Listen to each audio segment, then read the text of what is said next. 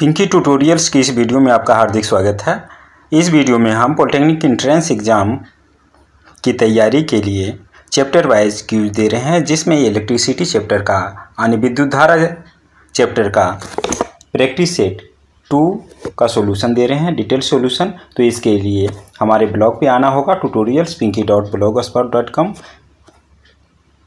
मीनू में क्लिक करना है, फिजिक्स में इलेक्ट्रिसिटी चैप्टर में क्लिक करना है।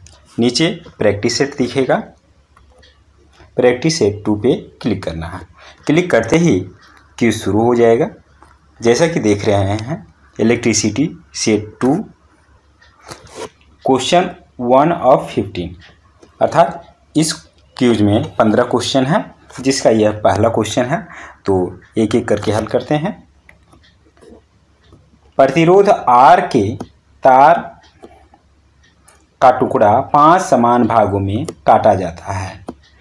इन भागों को फिर समांतर में जोड़ा जाता है। यदि इस संयोजन का समतुल्य प्रतिरोध R डैश है तो R बाई R डैश का अनुपात है। देखिए, R टुकड़ा है जिसे 5 समान भागों में काटा गया, तो प्रत्येक टुकड़े का प्रतिरोध होगा R बाई 5। 5 बराबर भागों में प्रत्येक इतना का प्रतिरोध होगा। चूँकि सभी को समांतर क्रम में पांचों को जोड़ दिया गया है, तो इसका समतुल्य प्रतिरोध जो कि कह रहा है कि R डैश है, यह अर्थात 1/R डैश बराबर होगा 1/ पहला प्रतिरोध R बाई 5 या 5/R इसे लिख सकते हैं। तो इसी तरीक़ा से 5 बार है तो हम 5/R करके हम जोड़ देंगे। एलसीएम R ऊपर आ जाएगा, 5 बार जुटेगा अर्थात 25 आ जाएगा। अगर R डैश की बात करें तो यह आ जाएगा अपोजिट, रेसिप्रोकल कर दी, इधर भी रेसिप्रोकल करना होगा R बाई 25।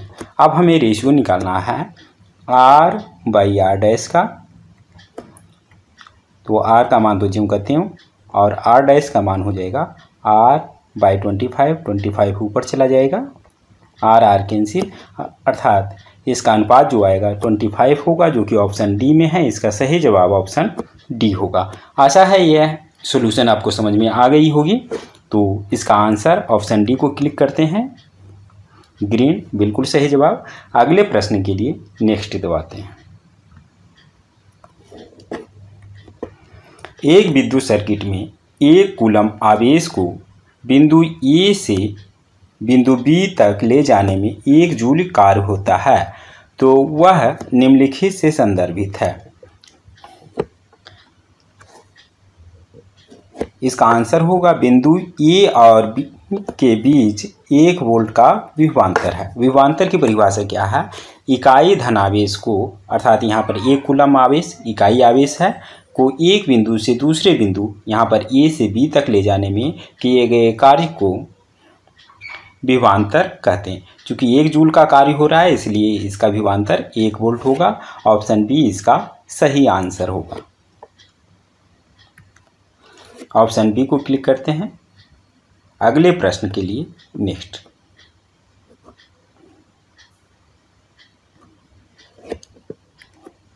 तार का प्रतिरोध निम्नलिखित में से किस कारक पर निर्भर करता है? जैसा कि हम जानते हैं, प्रतिरोध R बराबर रो L बाई ए, जहाँ की रो है यह प्रतिरोधकता है। कह रहा अनुपात काट का क्षेत्रफल, जो कि यहाँ पर ए से सूचित कर रहा है, ए पर भी निर्भर करता है, लंबाई L पे भी निर्भर करता है और तापमान टेम्परेचर पर भी डिपेंड करता है। तो इस तरीक़ा से उपर्युक्त सभी पे निर्भर करता है तार का प्रतिरोध। ऑप्शन डी इसका सही आंसर होगा।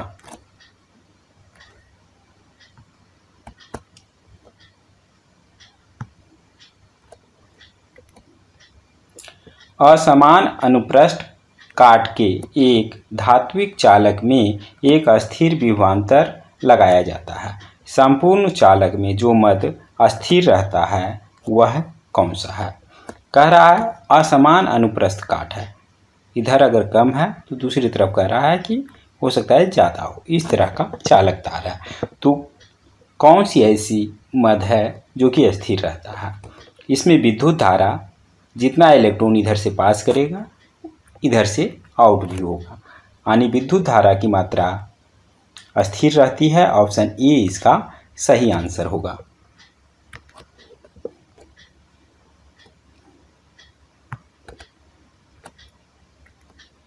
ओम के नियम के अनुसार V = IR, तो इसमें कौन सा कथन इससे मिलता जुलता है? कह रहा है कि VE directly proportional to R, यह कथन गलत है।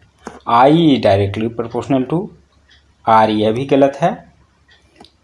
VE directly proportional to I, यह सही है, क्योंकि इसमें R कांस्टेंट होता है जो कि प्रतिरोध को दिखाता है।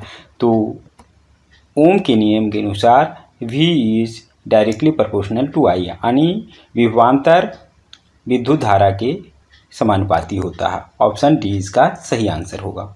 ऑप्शन डी को क्लिक करते हैं अगले प्रश्न के लिए। नेक्स्ट, एक चालक में 5 मिनट में 1500 कूलम के आवेश प्रवेश करते हैं और 1500 कूलम के आवेश निकलते हैं, तो विद्युत धारा है। तो यहाँ पर C का मान चार्ज दिया हुआ है 1500 कूलम,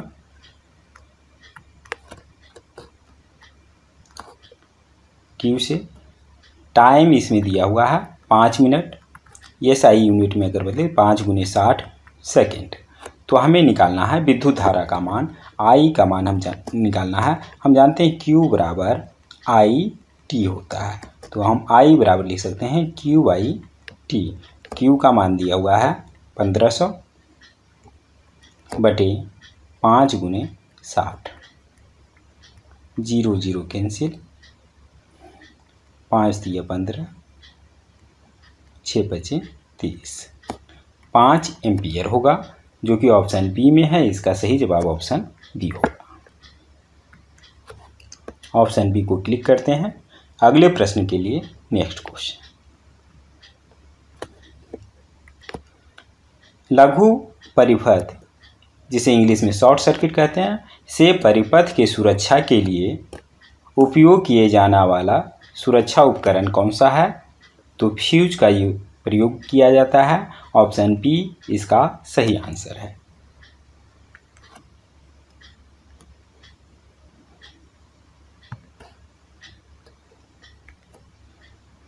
विद्युत धारा की दिशा ली जाती है। विद्युत धारा की दिशा इलेक्ट्रॉन के प्रवाह की दिशा के विपरीत ली जाती है, जो कि ऑप्शन बी में है। इसका सही जवाब ऑप्शन बी होगी। अगर इलेक्ट्रॉन इस दिशा में जा रही है तो हमारा I का मान, जिसे हम विद्युत धारा कहेंगे, इधर लेंगे, अपोजिट डायरेक्शन में लेंगे।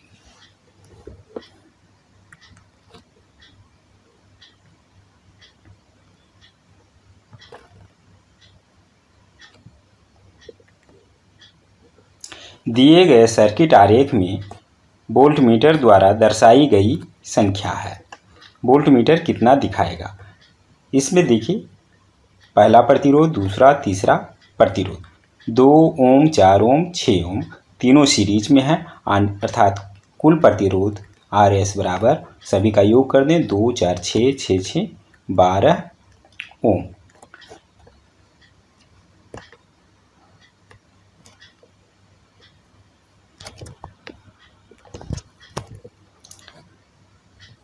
इसमें 10 वोल्ट है, तो इसमें करंट कितना जाएगा? तो करंट I का मान हम निकाल सकते हैं। हम जानते हैं V/R होता है, तो इसमें 10/12 एम्पियर आ जाएगा। जब इतना धारा बहेगी और इसके बीच का हमें विभवांतर निकालना है, तो इसे हम क्या करेंगे, इस वोल्टमीटर का रीडिंग जो होगा I × R, जिसके समांतर में यह वोल्टमीटर लगा हुआ है, तो I का मान तो सेम रहेगा। 10/12 गुने 6 इतना वोल्ट। 6 दूनी 12, 2 5 10, 5 वोल्ट रीडिंग दिखाएगा। तो देखते हैं किस ऑप्शन में 5 वोल्ट है। ऑप्शन सी में 5 वोल्ट है। ऑप्शन सी को क्लिक करते हैं। बिल्कुल सही जवाब। अगले प्रश्न के लिए नेक्स्ट दबाते हैं। दिए गए दो प्रतिरोधक R1 और R2 के श्रृंखला और समांतर संयोजनों पर प्रयोग कर VI ग्राफ नीचे दिखाया गया है। कौन सा ग्राफ सही चिन्हित है? इसके लिए ग्राफ को हम बड़ा करके दिखाते हैं। ये देखिए VI ग्राफ, V इधर है, एक तरफ I है, यह पैरेलल में दिया हुआ है और यह है सीरीज में। ऊपर सीरीज, नीचे पैरेलल।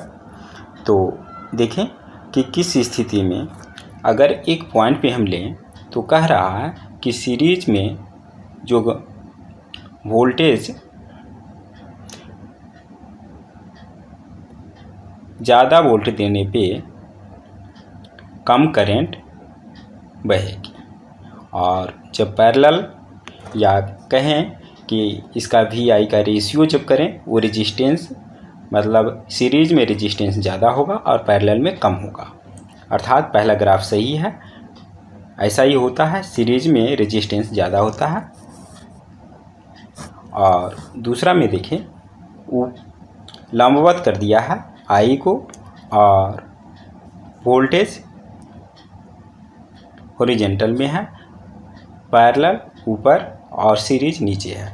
यहाँ पर ग्राफ जब देखें किसी खास पॉइंट पे तो यहाँ पर भी सेम कंडीशन वही है, क्योंकि देख रहे हैं कि पहला और दूसरा में दोनों चीज़ बदल रहा है।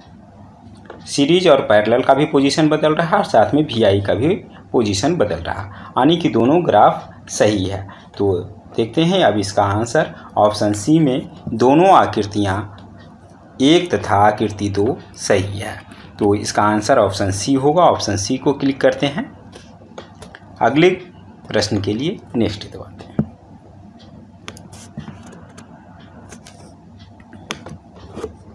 दिखाइए कि ओम के नियम के सत्यापन के लिए निम्नलिखित में कौन सा व्यवस्था प्रयोग की जा सकती है।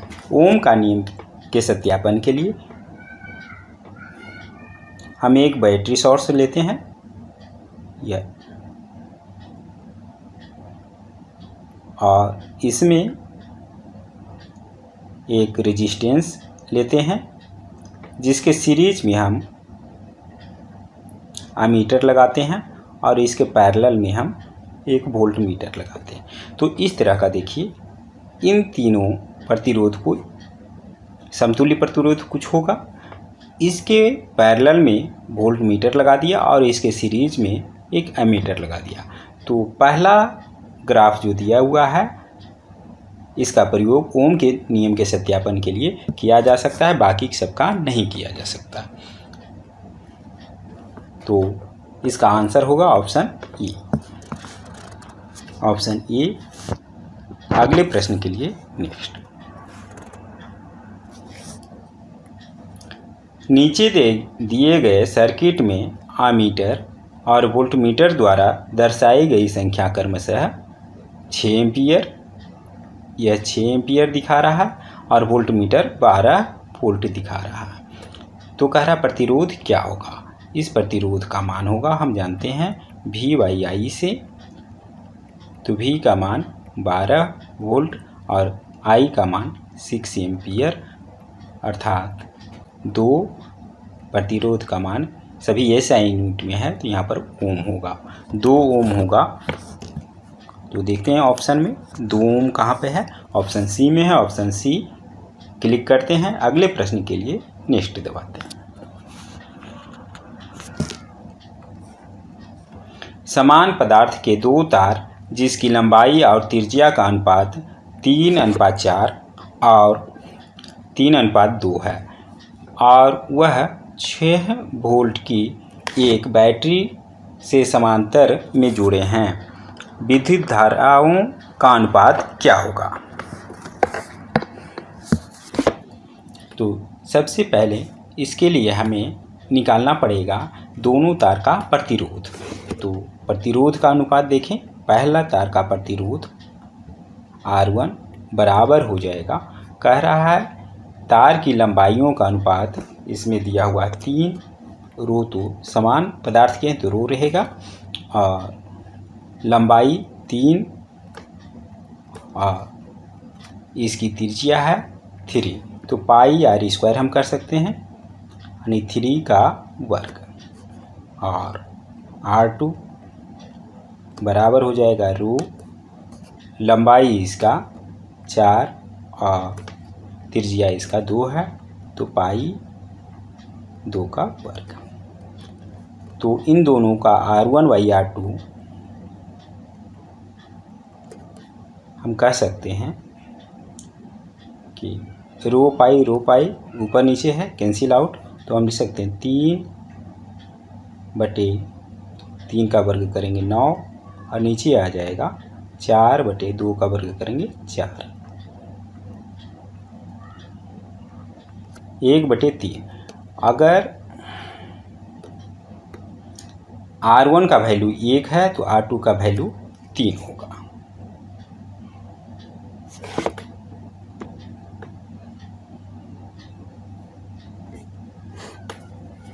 तो विद्युत धाराओं का अनुपात हम जानते हैं I बराबर V/R होता है, ठीक है। तो इसमें पहला में I1 का मान हो जाएगा 6/1 और I2 का मान हो जाएगा 6/3। तो अनुपात हम कह सकते हैं I1/I2 यह बराबर हो जाएगा 6/2,